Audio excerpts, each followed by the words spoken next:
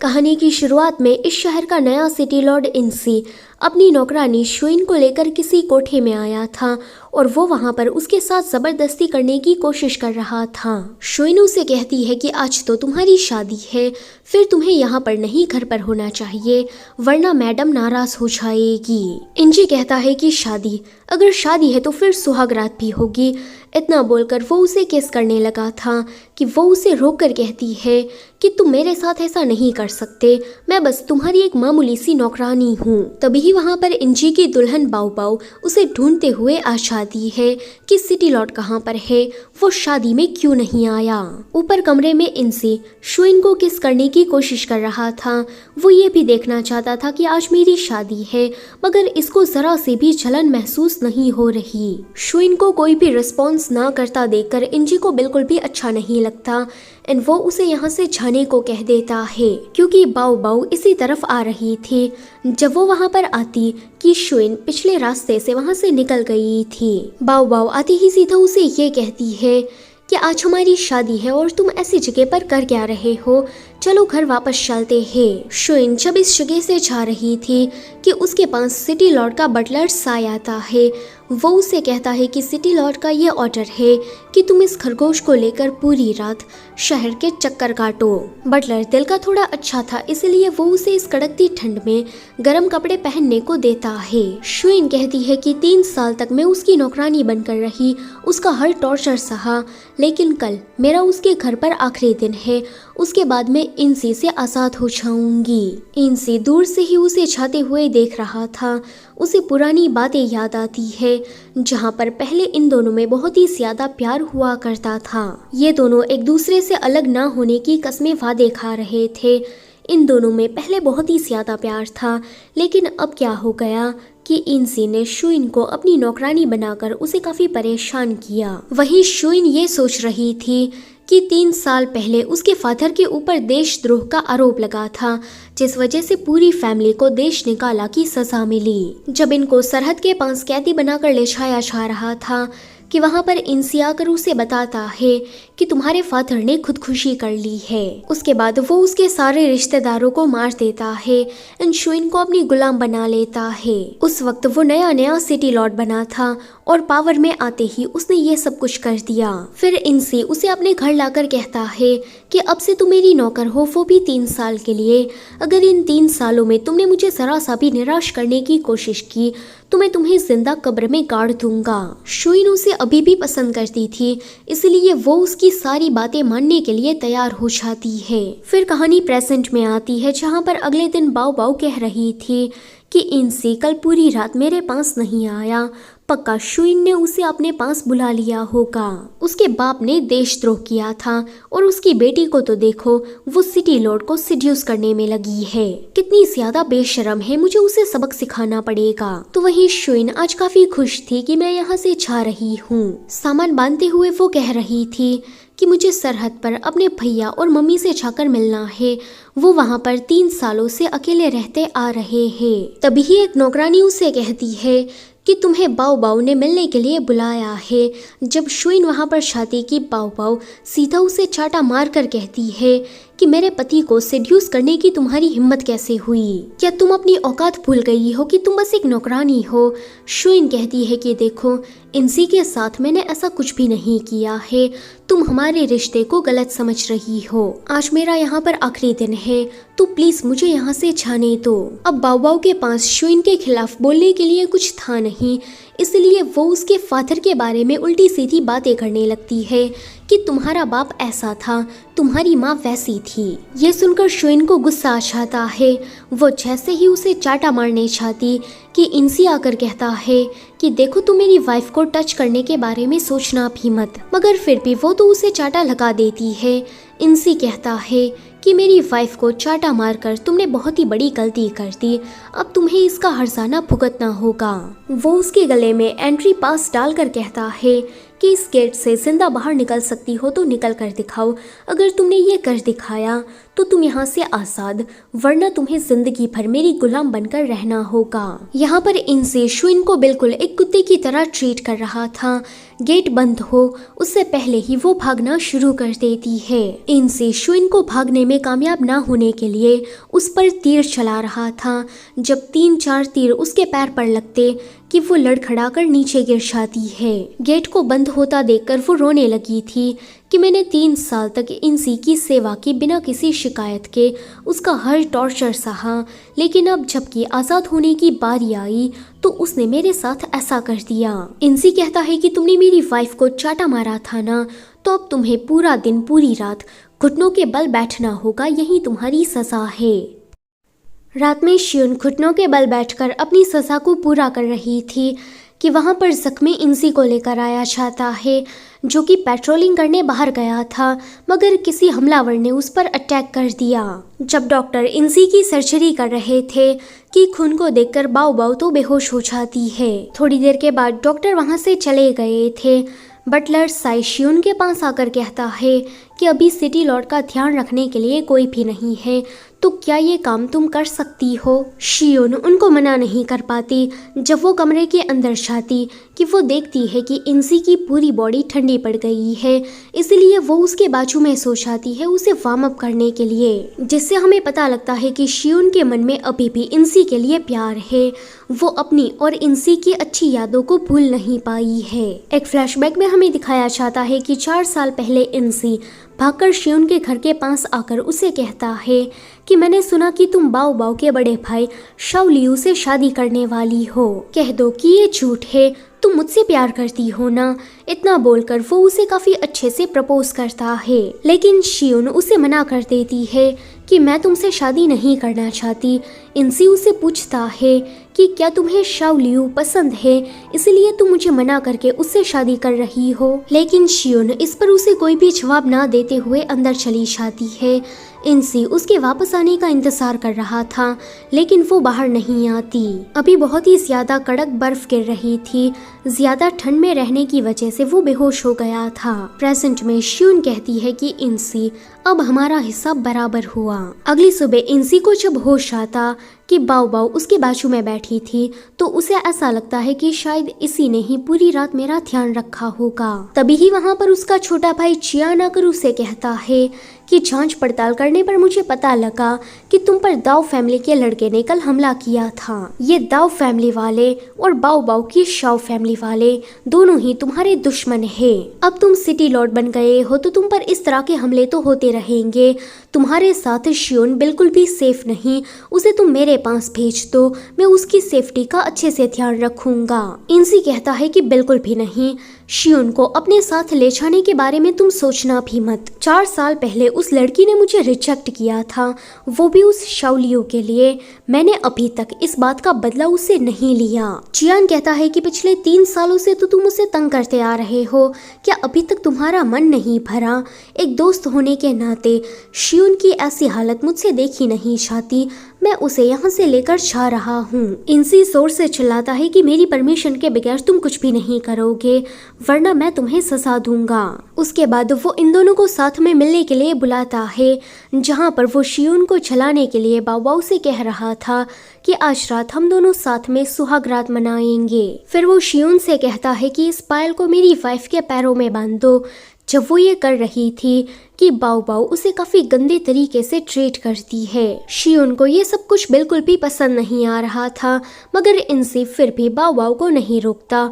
वो जो भी कर रही थी उसे करने देता है। जब वो बाओ बाओ को उठाकर कमरे के अंदर लेकर जा रहा था कि शियोन वहां से जाने लगती है, लेकिन तभी ही कुछ गार्ड्स आकर उसे पकड़कर कमरे के बाहर बिठा देते हैं कि तुम अंदर से आने वाली आवाज़ों को सुनोगी यहीं पर बैठकर। थोड़ी देर के बाद जब कमरे के आवाज़ से पायल की आवाज़ ज़ोर ज़ोर से सुनाई देना शुरू होती कि शियोन रोना शुरू कर देती है। वो जल्दी से अपने कान पर हाथ लगा देती है। उसने इतना ज़्यादा जोर लगा दिया था कि कानों से खून बहने लगता है। एंड फिर ऐसे ही ज़्यादा रोने की वजह से वो बेहोश हो गई थी। अगले दिन वो अपने रूम से बाहर ही नहीं निकलती। रात में जब वो खाना खाने के लिए जा रही थी कि वहाँ पर बाओ बाओ की नौकरानी आकर उसे तंग करने लगती है। उससे बचने के चक्कर में शियुन तालाब में गिर जाती है। कल रात के फ्लैशबैक से हमें पता लगता है कि इन दोनों के बीच में कुछ भी नहीं हुआ था।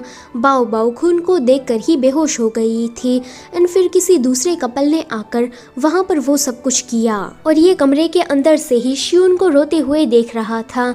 यानी कि इसने अपने ईगो को सेटिस्फाई करने के लिए उसे इतना ज्यादा तंग किया कि वो बेहोश हो गई। सच में इस वक्त पर शियुन की हालत बिल्कुल मरने जैसी हो गई थी। इसको बस ये देखना था कि अगर मैं किसी दूसरी लड़की के पास जाता हूँ तो शियुन को कोई फर्क पड़ता है या फिर नहीं। प्रेजेंट में जब इंसी को पता लगता है कि शियुन पानी में गिर गई कि वो घर के सारे नौकरों को उसे ढूंढने में लगा देता है। तभी ही बटलर साय आकर उसे कहता है कि शियुन खुद से पानी से बाहर निकलकर अपने रूम में चली गई है। ये सुनकर वो भागकर उसके पास जाकर उसे कहता है कि तुम्हारी पानी में कूदने की हिम्मत कैसे हुई? तुम्हें तो पहले पानी से काफी डर लगता था, तुम्हें तैरना नहीं आता था, तो फिर तुमने तैरना कब सीख लिया? शियुन को काफी ठंड लग रही थी कि वो अपना कोट जलाकर वहाँ पर आग लगाता है।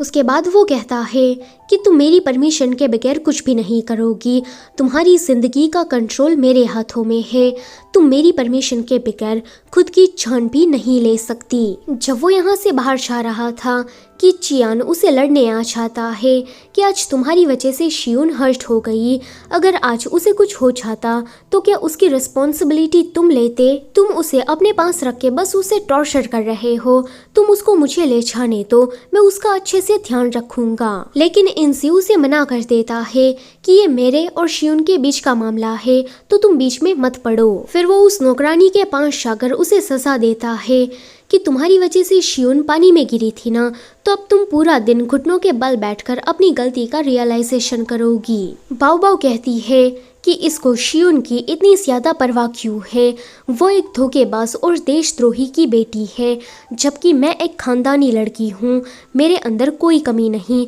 तो फिर ये मेरी तरफ क्यों नहीं देखता? शियुन जब सो रही थी कि उसे एक बुरा सपना आता है जहाँ पर पास्ट में उसके फादर उसे शादी के लिए फोर्स कर रहे थे कि तुम बाओ बाओ के भाई शाओलियू से शादी कर लो। वो काफी मना करती है कि मैं किसी और से प्यार करती हूँ, पर फादर के जबरदस्ती करने पर उसे शाओलियू से शादी करनी पड़ी। शाओलियू शियुन के लिए पूरा पागल था, वो उसे हर कीमत पर अपना बनाना चाहता था।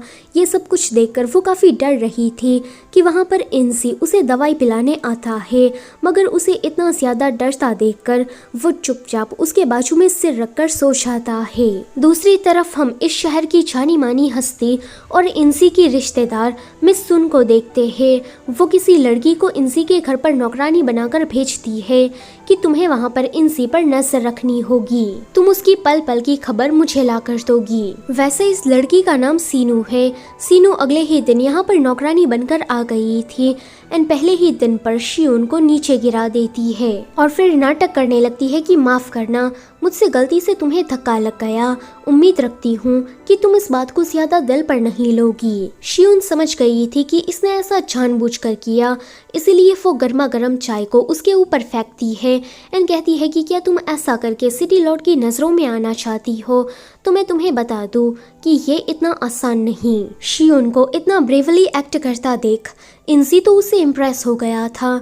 वो उसको अपने पास बुलाकर उसे किस करते हुए कहता है कि आज की रात में तुम्हारे साथ गुजारना चाहता हूँ। शियुन उसे हाँ में जवाब देकर वहाँ से चली जाती है।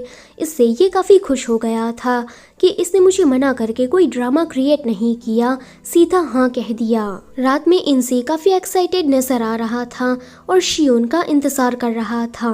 तभी ही वहाँ पर कोई आकर उसकी आंखों पर पट्टी बांध देता है जो कि सीनू थी। सीनू के सिड्यूस करने पर वो कहता है कि आज तुम काफी अलग बिहेव कर रही हो, लेकिन जैसे ही वो उसके हाथों को टच करता कि उसे समझ में आ जाता है कि ये शियुन नहीं है। वो जल्दी से अपनी आंखों की पट्टी खोलकर उसे कहता है कि तुम यहाँ क्या कर रही हो?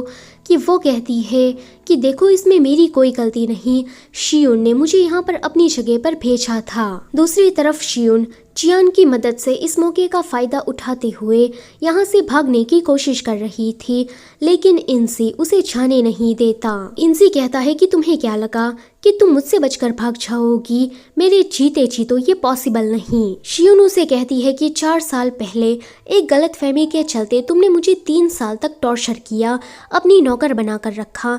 मैंने तुम्हारी हर बात मानी, पर अब बस बहुत हुआ। प्लीज तू मुझे यहाँ से जाने दो, मुझे तुम्हारे साथ नहीं रहना। ये सुनकर तो इंजी को गुस्सा आ जाता है।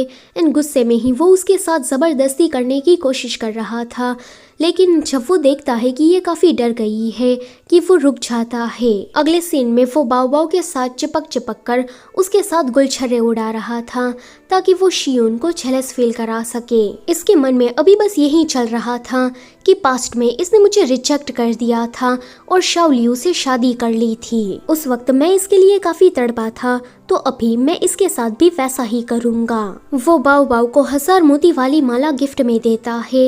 ये देख शियून को याद आता है कि पास्ट में उसने उसे एक मोती वाला ब्रेसलेट गिफ्ट में दिया था और कहा था कि जब मैं बड़ा आदमी बन जाऊंगा तो मैं तुम्हें ऐसे ही 1000 मोती वाली माला गिफ्ट में दूंगा। अभी शियून को बिल्कुल भी अच्छा नहीं लग रहा था कि जो सपने इसने मेरे साथ देखे ये उसको किसी और के साथ पूरा कर रहा है। अगले सीन में इंजी का अपनी तरफ इतना ज्यादा अफेक्शन देख बाओ तो उसके साथ सोने का प्लान बना रही थी कि आज रात तो मैं एक ही बार में उसके बच्चे की माँ बन जाऊंगी। उसने अपनी नौकरानी से कहलवाकर लव पॉइजन वाली वाइन भी मंगवा ली थी। इंजी के साथ में खाना खाने के बहाने से वो उसे इसी वाइन को पिलाकर बेहोश कर देती है एंड फिर उसे उठाकर बेड पर लेकर जाती है। लेकिन इंजी नशे की हालत में उसे लात मार देता है कि तुम दूर हटो। अभी वो शियून का ही नाम लिए जा रहा था कि शियून तुम मुझे पसंद क्यों नहीं करती, तुमने उस शाओलियू से शादी क्यों कर ली थी, कि बाओ उसे जोर से चाटा लगा देती है कि ध्यान से देखो मैं तुम्हारी वाइफ बाओ हूँ। बाओ अपने मन में गुस्सा और नाराजगी लेकर यहाँ से चली जाती है कि इसको तो बस शियून की पड़ी है, इसको मेरी कोई परवाह नहीं। अगले दिन शियून की पर्सनल नौकरानी जुजू आकर उसे बताती है कि अभी आपके बारे में पूरे शहर में ये अफवाह फैल रही है कि आपने शाओलियू को पटाने के लिए डांस सीखा एंड फिर जबरदस्ती उसके साथ शादी की। जब आपके पापा का स्कैंडल सामने आया तो आपने जेल से बचने के लिए सिटी लॉर्ड को अपना निशाना बनाया, उसको सिड्यूस करके आप उसकी नौकरानी बन गई। अभी पूरा शहर आपको कैरेक्टरलेस और कोठी वाली कह के बुला रहा है। ये सुनकर शियून को रोना आ जाता है कि मैं तो अपनी सफाई में कुछ कह भी नहीं सकती, क्योंकि अगर मैं कुछ बोलने जाऊंगी फिर भी लोग मेरी बातों पर भरोसा नहीं करेंगे। जुजू कहती है कि आप रोना बंद कर दीजिए, मुझे आप पर पूरा भरोसा है, मैं जानती हूँ कि आपने ऐसा कुछ भी नहीं किया। जब इन सारी अफवाहों के बारे में इंसी को पता लगता कि वो तो घर में पड़ा पड़ा ड्रिंक करने लगता है, यानी कि उसने इन सारी झूठी अफवाहों पर यकीन कर लिया था। इंसी को अभी यही लग रहा था कि शियून शाओलियू को पसंद करती थी, इसलिए उसने उसे खुश करने के लिए डांस वगैरह सीखा और मुझे रिजेक्ट करके उसने शाओलियू से शादी कर ली। वैसे यहाँ पर इनसे शियून से जाकर बात करके सारी चीजों को कन्फ्रंट भी कर सकता था, लेकिन उसने तो झूठी अफवाहों पर भरोसा करना जरूरी समझा। अगले ही सीन में वो शियून को तैयार करके कोठे में लेकर जाता है कि सारे लोग इसे कोठे वाली कह के बुला रहे हैं ना, तो मैं यहाँ पर इसे बेचने आया हूँ, जो भी इसकी ज्यादा कीमत मुझे देगा शियून उसकी हुई। अभी वहाँ खड़े सारे आदमी उसे काफी गंदी नजरों से देख रहे थे। शियून को अपनी आंखों पर भरोसा नहीं होता कि मैंने एक टाइम पर इससे प्यार किया था और आज ये मुझे ही बेचने की बात कर रहा है। तभी ही वहाँ पर चियान आकर रस्सी को काटकर शियून को बचाकर अपने साथ लेकर चला जाता है। वहाँ खड़े सारे आदमी ये बातें करने लगे थे कि पहले शाओलियू, उसके बाद सिटी लॉर्ड इंसी, अब ये चियान के पीछे पड़ी है, लगता है कि ये आज चियान का बिस्तर गर्म करने वाली है। ये सुनकर इंसी उस आदमी को मारने लगता है कि शियून के बारे में ऐसी बातें करने की तुम्हारी हिम्मत कैसे हुई। घर वापस आने के बाद इसको पता लगता है कि शियून को बुखार हो गया है।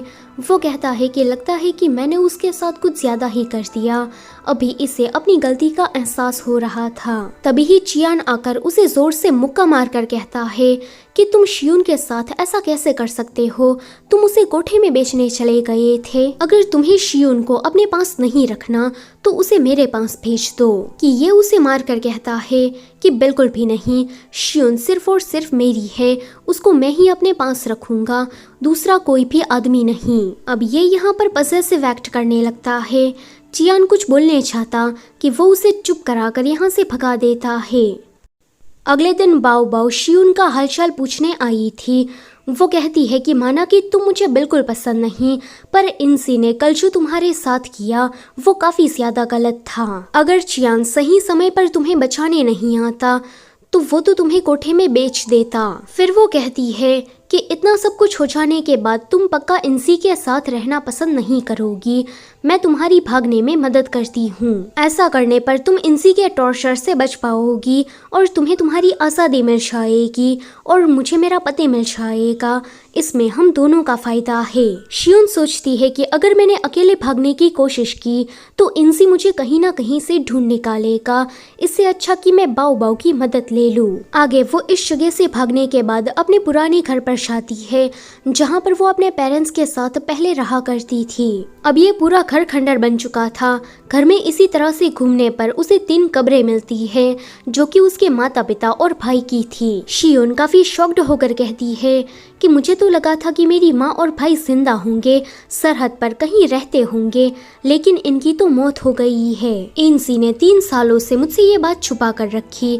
वो देखती है कि उसके माता पिता की तो लाश वहाँ पर है मगर उसके भाई की नहीं। अभी वो काफी ज्यादा रो रही थी। उस कोठे वाले इंसिडेंट के बाद शियोन के मन में इंसी के लिए जितना भी बचा कुचा प्यार था वो खत्म हो गया था। मगर अभी ये सब कुछ देखने के बाद उसे इंसी से नफरत होने लगती है कि उसने मेरी माँ और भाई की मौत के बारे में मुझसे सच्चाई छुपाई, मुझसे झूठ बोला। अब शियोन की जीने की इच्छा खत्म हो जाती है कि मेरा परिवार जिंदा नहीं है तो फिर मैं जीकर क्या करूंगी। पिछले 3 सालों से मैं इंसी के यहाँ टॉर्चर होती आ रही, पर अब बस बहुत हुआ। अब मुझसे ये सब कुछ सहा नहीं जा रहा। इतना बोलकर वो किसी ऊंचे से पहाड़ की चोटी से नीचे कूद जाती है। वहीं घर पर इंसी ने अपने सारे आदमियों को शियोन को ढूंढने में लगा दिया था। थोड़ी देर के बाद एक सैनिक आकर उसे बताता है कि हमें शियोन की लाश किसी जंगल में मिली है। जब वो उस जगह पर पहुंचता कि शियोन उसे काफी जख्मी हालत में मिलती है, लेकिन वो जिंदा थी। इनसे उसे उठाकर घर लेकर आता है। डॉक्टर उसका इलाज करने के बाद कहते हैं कि ज्यादा ऊंचाई से नीचे गिरने पर इसे काफी चोट लगी है, इसको ठीक होने में काफी लंबा टाइम लगेगा। उसके बाद दिन ऐसे ही बीत रहे थे। इंसी उसका अच्छे से ध्यान रख रहा था।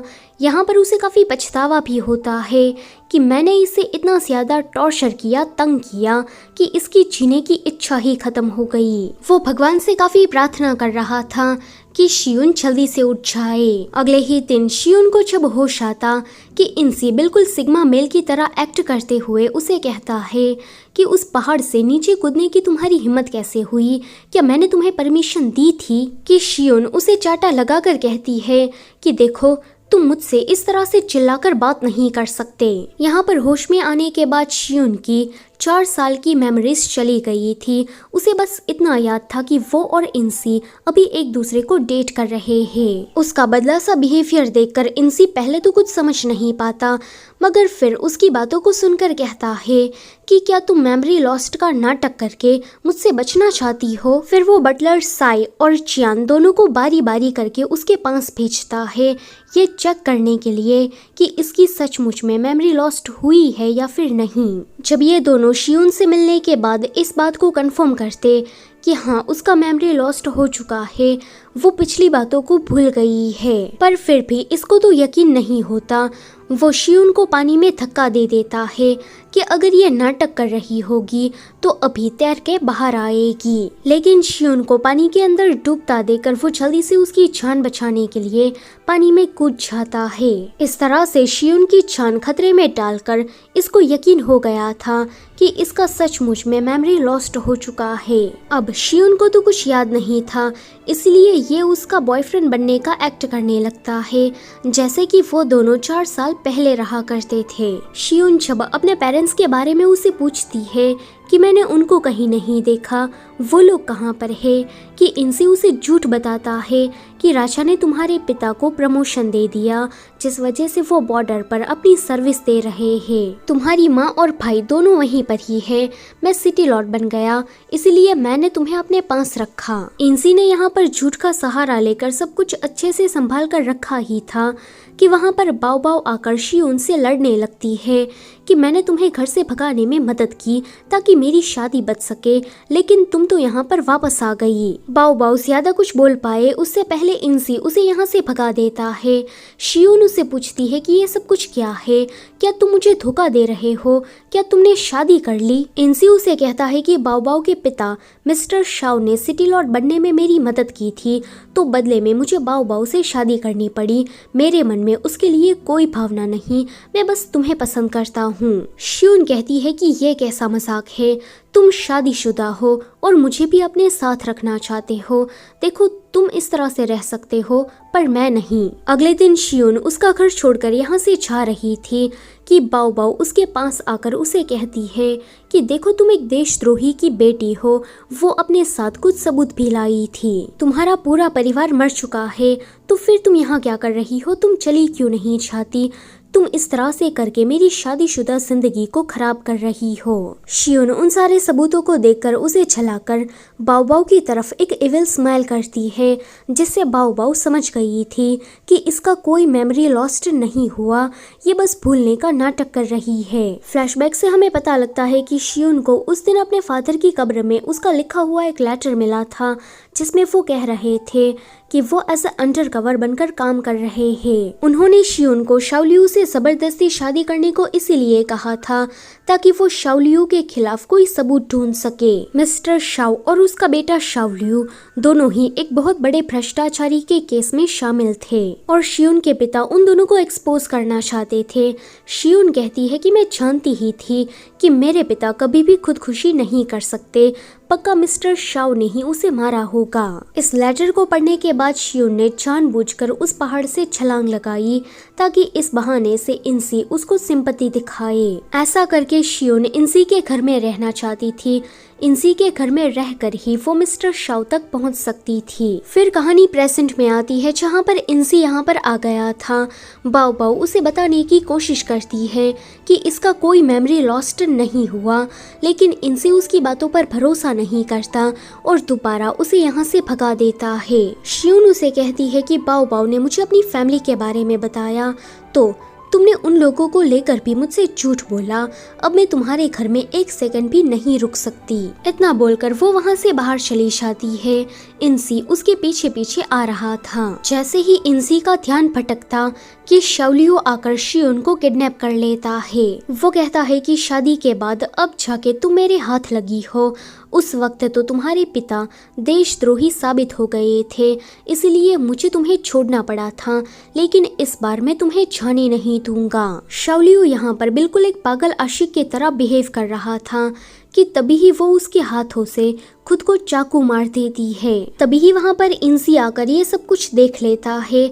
अगले सीन में डॉक्टर कह रहे थे कि अभी तक इसके वुंड्स भरे नहीं थे कि इसको दोबारा चाकू लग गया, अगर इसी तरह से चलता रहा तो ये मर जाएगी। ये सुनकर इंसी को काफी ज्यादा गुस्सा आता है एंड वो शाओलियू को आजीवन जेल में डालने की सजा देता है। शियोन खुद को चाकू मरवाकर यही चाहती थी कि शाओलियू रास्ते से हट जाए। जब इसके बारे में बाओ बाओ को पता लगता कि वो उसे कहती है कि देखो तुम मेरे भाई को इस तरह से सजा नहीं दे सकते, प्लीज उसे माफ कर दो। अभी वो घुटनों के बल छाकर उसे काफी रिक्वेस्ट कर रही थी, पर फिर भी इंसी तो मना कर देता है कि तुम्हारे भाई ने गुनाह किया तो उसे सजा जरूर मिलेगी। बाओ बाओ कहती है कि मेरी शाओ फैमिली की ही वजह से तुम नए सिटी लॉर्ड बन पाए थे, क्या तुम ये बात भूल गए?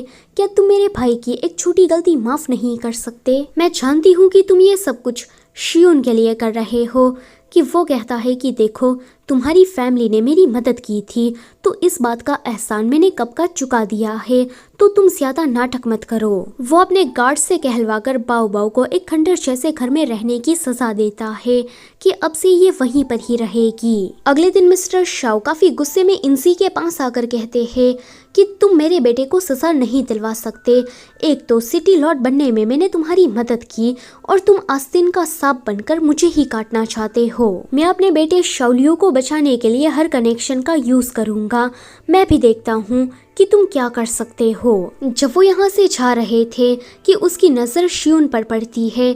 वो कहते हैं कि ये लड़की अभी तक जिंदा कैसे है। घर आने के बाद मिस्टर शाओ सोच रहे थे कि अगर शियोन ने अपने पिता की मौत के बारे में इन्वेस्टिगेशन कराई तो इसे पता लग जाएगा कि मैं एक बहुत बड़े भ्रष्टाचारी के केस में इन्वॉल्व हूँ। अब ये लड़की मेरा भांडा फोड़े उससे पहले ही मुझे उसे टपकाना होगा। आगे फेस्टिवल के दिन पर ही मिस्टर शाओ शियोन को मारने का प्लान बनाते हैं, जिसमें उन्होंने फटाकों के अंदर सल्फर की मात्रा बढ़ा दी थी ताकि जैसे ही शियोन फटाका चलाने जाए कि वहाँ पर बहुत बड़ा धमाका हो और उसकी मौत हो जाए। जैसे ही शियोन फटाका चलाने जाती कि इंसी को सल्फर की कुछ ज्यादा ही स्मेल आती है एंड वो उसे रोक देता है कि ऐसा मत करो, मगर तब तक तो देर हो चुकी थी। इंसी जल्दी से शियोन को कवर करता है ताकि उसे ज्यादा चोट ना लगे। आगे इंसी जब इस बात की इन्वेस्टिगेशन कराता कि उसे पता लगता है कि ये सारा किया धरा तो मिस्टर शाओ का है। उन्होंने खुलेआम धमाका करके किसी की जान लेने की कोशिश की, इसलिए इंसी इस बात को लेकर उसे अरेस्ट कर लेता है। अब मिस्टर शाओ जेल के अंदर जा चुके थे। शियोन आधी रात में उसे मिलने के लिए गई थी, जहां पर वो उसे पूछती है कि आपने मेरे पिता को क्यों फंसाया, आखिर में उनकी क्या गलती थी, आपने उसे देशद्रोही का करार देकर मरवा दिया और ये दिखाया कि उन्होंने खुदकुशी की। मिस्टर शाओ कहते हैं कि वो मेरा पर्दाफाश करने वाला था, अच्छा है कि किसी ने उसे मरवा दिया। ये सुनकर शियोन समझ जाती है कि मिस्टर शाओ ने मेरे पिता को नहीं मरवाया, पर फिर वो सोचती है कि अगर ये काम मिस्टर शाओ का नहीं तो फिर किसका हो सकता है। शियोन जब वहां से बाहर आती कि उसे पता लगता है कि उस धमाके में सल्फर के साथ जहर मिलाया गया था, जो कि अब इंसी की बॉडी में चला गया है और उसकी तबीयत काफ़ी खराब हो गई है। डॉक्टर उसका चेकअप करने के बाद कहते हैं कि मैंने इसका एंटीडोट बनाने का तरीका ढूंढ लिया है, मगर इनमें जो जो दवाइयाँ यूज़ हो रही है वो तो सिर्फ और सिर्फ मास्टर दाऊ के पास ही मिलेगी, क्योंकि वहीं दूसरे देश के साथ दवाइयों का व्यापार करते हैं। ये सुनकर शियोन मास्टर दाऊ के पास दवाइयाँ मांगने जाती है। मास्टर दाऊ इंसी को बिल्कुल भी पसंद नहीं करता था। वो कहता है कि मैंने सुना कि तुम इंसी की गर्लफ्रेंड हो, वो तुम्हें काफ़ी चाहता है। मैंने एक बार उस पर हमला क्या कराया, उसने मुझे शहर से ही बाहर निकाल दिया, उसकी वजह से मुझे इस तरह से जंगल में रहना पड़ रहा है। अगर तुम इंसी को बचाना चाहती हो तो बदले में तुम्हें मेरे साथ सोना होगा, ऐसा करके मैं इंसी का घमंड तोड़ना चाहता हूँ। शियोन पहले तो काफ़ी ज़्यादा हेसिटेट फील करती है, मगर इंसी को बचाने के लिए उसे मास्टर दाऊ को हाँ कहना पड़ता है। जब इन सारी बातों के बारे में इंसी को पता लगता कि वो भागकर उसे रोकने के लिए आता है कि मास्टर दाऊ तुम शियोन के साथ ऐसा नहीं कर सकते। अभी ये दोनों कमरे के अंदर जा चुके थे। मास्टर दाऊ के लोगों ने इंसी को पकड़ कर रखा था। इंसी काफ़ी बेबस होकर रोने लगता है कि एक बार शियोन के साथ मैंने ऐसा ही कुछ किया था, तो शायद ये मेरे बुरे कर्मों की सजा है। उस वक्त तो इंसी अंदर से खड़ा रहकर शियोन को रोते हुए देख रहा था। वो पूरी रात बस इसी तरह से कान को दबाकर रोती रही, उसके कानों से खून भी निकलने लगा था, मगर फिर भी इसको तो शियोन पर दया नहीं आई। वो बस उसे किसी भी तरह से जलाना चाहता था। अभी शियोन उसे कमरे के अंदर से रोते हुए देख रही थी। वो मास्टर दाऊ से कहती है कि आज इसे पता लग जाएगा कि उस रात मुझे कैसा महसूस हुआ था। वैसे मास्टर दाऊ और शियोन एक दूसरे के भाई बहन लगते हैं। इनकी फैमिली काफ़ी सालों से एक दूसरे को जानती है और ये दोनों बचपन में साथ में खेला करते थे। साथ में सोने वाली बात तो मास्टर दाऊ ने ऐसे ही कह दी थी। और शुरुआत में मास्टर दाऊ ने इंसी पर जो हमला कराया था वो इसी वजह से था क्योंकि वो शियोन को अपने घर में रखकर तंग कर रहा था। इंसी रोते हुए बेहोश हो गया था एंड जब उसे होश आता कि शियोन उसके पास दवाइयाँ लेकर आती है। इंसी कहता है कि तुम ठीक हो ना, बताओ मास्टर दाऊ ने तुम्हारे साथ क्या किया, मैं उसे जिंदा नहीं छोड़ूंगा। कि शियोन कहती है कि मास्टर दाऊ को तुमने शहर से बाहर निकाल दिया, इसलिए वो बस तुमसे बदला लेना चाहता था। उसने मेरे साथ कुछ भी गलत नहीं किया है क्योंकि वो मेरा भाई है। ये सुनकर वो काफ़ी खुश हो जाता है एंड जल्दी से उसे किस कर देता है। आगे ये दोनों दवाइयाँ लेने के बाद वापस अपने घर पर आ गए थे। कुछ दिनों के बाद इंसी बिल्कुल ठीक हो गया था, लेकिन वो सोचता है कि मास्टर दाऊ के घर से आने के बाद काफ़ी दिन हो गए पर शियोन मुझसे मिलने नहीं आई। थी। उसको रात में नींद नहीं आ रही थी। वो सोचता है कि अगर वो मेरे पास नहीं आ रही तो मैं तो उसके पास जा सकता हूँ ना। इतना सोचकर वो उसके रूम में चला जाता है जहाँ पर शियोन अभी सो रही थी। वो चुपचाप उसके कंबल में घुसकर उसके फॉरहेड पर किस करते हुए उसके बाजू में ही सो जाता है। अगली सुबह शियोन के उठने से पहले ही ये यहाँ से सबकी नजरों से चोरी चुपके जा रहा था कि घर के सारे नौकर उसे ऐसा करते हुए देख लेते हैं एंड फिर उसका काफी मजाक उड़ाते हैं। वहीं पर हम मिस सुन को देखते हैं। इंसी की रिश्तेदार उसे अपने बेटे की मौत का बदला इंसी से लेना था, इसलिए उसने शीनू को इंसी की नौकरानी बनाकर उसके घर पर भेजा उस पर नजर रखने के लिए। इतना ही नहीं, मिस सुन ने इंसी को मारने के लिए उस पर काफी बार हमले भी कराए थे मगर वो हर बार फेल रही। आगे इंसी बाओ बाओ को डिवोर्स देकर शियोन के सामने शादी की बात करता है कि अब मैं और तुमसे ज्यादा दूर नहीं रह सकता, चलो शादी कर लेते हैं। कि इस पर वो उसे हाँ कह देती है।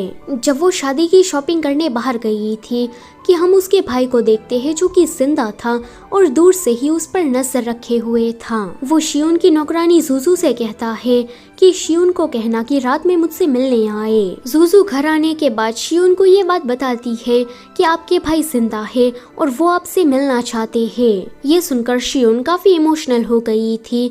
रात में ही वो अपने भाई से मिलने के लिए चली जाती है जहाँ पर वो उसे कहता है कि अभी पूरे कैपिटल में यही बात चल रही है कि तुम इंसी से शादी करने वाली हो। देखो, तुम ऐसा नहीं कर सकती क्योंकि इंसी हमारा दुश्मन है। पहले उसने हमारे फादर पर देशद्रोह का आरोप लगाया एंड फिर उसे मरवा दिया। जब हमारी पूरी फैमिली को सरहद पर ले जाया जा रहा था तब उसी ने ही हम पर हमला कराया और ऐसा दिखाया कि उसने तुम्हारी जान बचाई। उस इंसी की वजह से मुझे पूरे 3 सालों तक भिखारी बनकर रहना पड़ा ताकि मैं किसी के हाथों पकड़ा ना जाऊं। मैं इसी तरह से रहकर इंसी के खिलाफ कोई सबूत ढूंढ रहा था, लेकिन जब मुझे शादी की बात पता लगी कि मुझे तुम्हारे सामने आना पड़ा। शियोन को ये सब कुछ जानकर एक झटका सा लग जाता है क्योंकि उसे तो अभी तक ये लग रहा था कि उसकी पिता की मौत के पीछे मिस्टर शाओ और उसके किसी साथी मंत्री का हाथ होगा। वो उसे कहती है कि देखो, मैं इंसी के साथ शादी इसीलिए कर रही हूँ ताकि मैं कोई सबूत ढूंढ सकूं और अपने पिता का नाम क्लियर करा सकूं। तो मुझे उसके साथ शादी करने दो।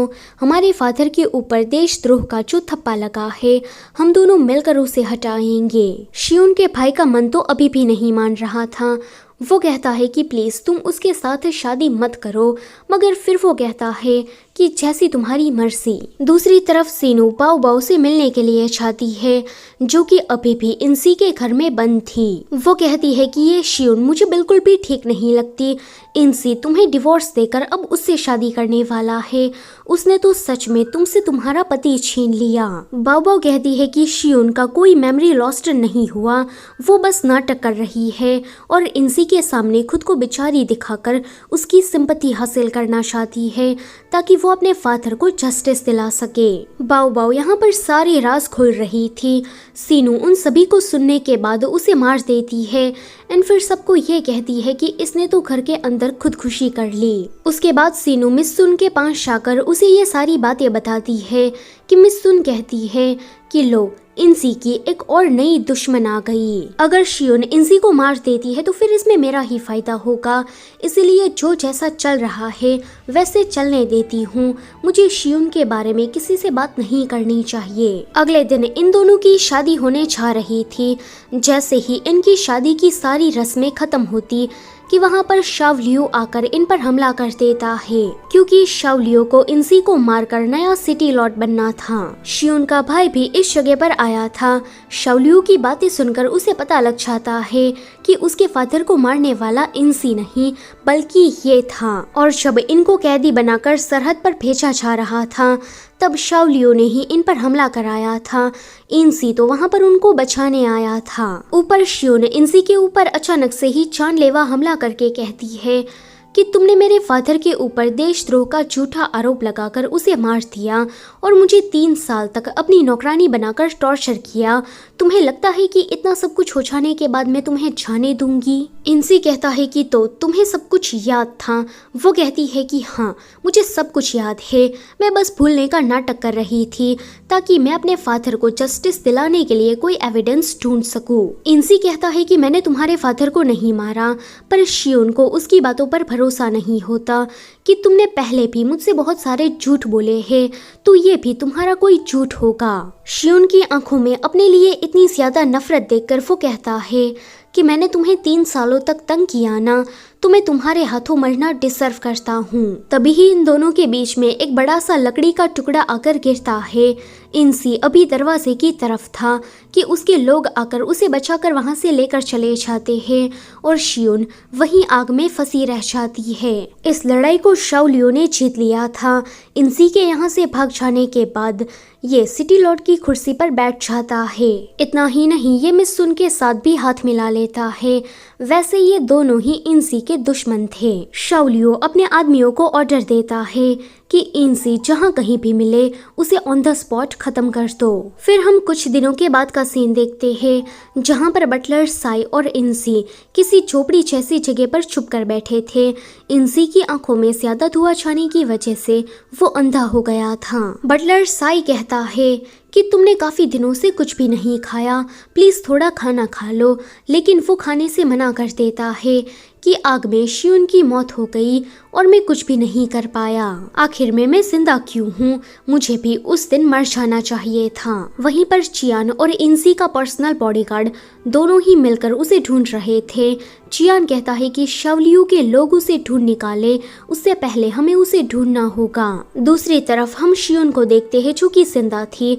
उस दिन उसके भाई ने वहां पर आकर उसे बचा लिया था। वो उसे सारी सच्चाई बताते हुए कहता है कि हमारे फादर के ऊपर झूठे आरोप शाओलियो ने लगाए और उसी ने ही उनको मारा था। ये सुनकर शियोन को अब समझ में आ जाता है कि इंसी ने उसे 3 सालों तक अपनी नौकर बनाकर इसीलिए रखा ताकि वो उसे शाओ फैमिली से बचा सके, और वो उसे तंग इसीलिए कर रहा था क्योंकि इंसी को ये गलत फहमी थी कि शियोन अभी भी शाओलियो को पसंद करती है, इसलिए उसने इंसी से ब्रेकअप करके उससे शादी कर ली। हालांकि सच्चाई कुछ और थी। वो कहती है कि मैंने इंसी को गलत समझकर उसकी जान लेने की कोशिश की, मैंने उसके साथ काफी गलत कर दिया है, मैं उसे ढूंढने जा रही हूँ। बटलर साई खाना लेने के लिए जैसे ही बाहर जाते कि शाओलियो के लोग आकर उसे पकड़कर मार डालते हैं। इंसी 7 दिनों तक साई के आने का इंतजार करता है, लेकिन जब वो नहीं आते कि वो ऐसी हालत में बाहर निकल गया था।